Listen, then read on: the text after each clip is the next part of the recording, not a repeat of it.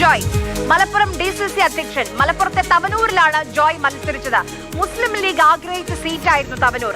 ലീഗിന് കുറച്ച് കണക്കുകൾ വീട്ടാനുള്ള മണ്ഡലം. മുസ്ലിം ലീഗിന്റെ സ്ഥാനാർത്ഥി ആയിരുന്നില്ല തവനൂരിൽ VS ജോയ്. ഒരു ലീഗ് സ്ഥാനാർത്ഥിക്ക് വേണ്ടി ഇറങ്ങിയതുപോലെ ലീഗിന്റെ പ്രവർത്തകർ ജോയ്ക്ക് വേണ്ടി ഇറങ്ങി. മലപ്പുറവും മതവും മുസ്ലിം സമുദായവും മുസ്ലിം ലീഗിന്റെ മതേതര മുഖം തിരയുന്നവർക്കുള്ള മറുപടി കൂടിയാണ് VS ജോയുടെ ജയം.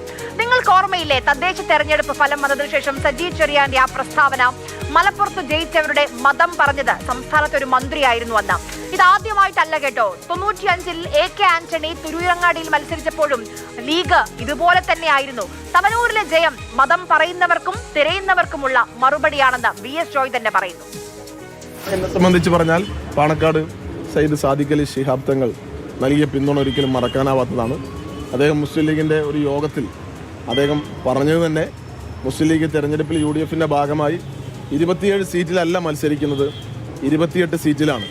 28ാമത്തെ മുസ്ലിം ലീഗിൻ്റെ സ്ഥാനാർത്ഥി തവനൂരിൽ VS ജോയ് ആണെന്ന് പറഞ്ഞ് അത്രമേൽ എന്നെ ചേർത്ത് പിടിച്ച് അത്രമേൽ എനിക്ക് എല്ലാവിധ പിന്തുണയും മുസ്ലിം ലീഗിൻ്റെ സഹപ്രവർത്തകർ നൽകിയിരുന്നു. തീർച്ചയായും ടീം UDF ആയി നിന്ന് നല്ല ഒരു വിജയമാണ് നേടിയെടുക്കാൻ കഴിഞ്ഞത്.